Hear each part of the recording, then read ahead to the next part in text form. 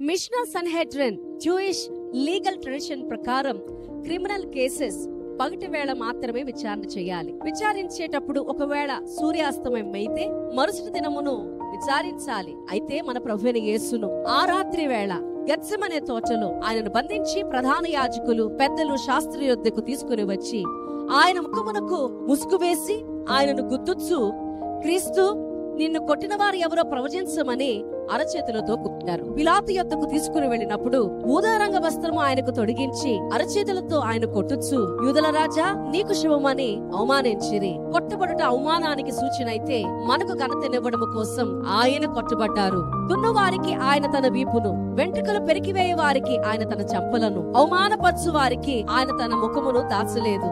మన కోసమే ఆయన గాయపరచబడుట మన పాపానికి గుర్తయితే మన కోసం భరించుట మన రక్షణకు కారణమైంది. షాలోమ్.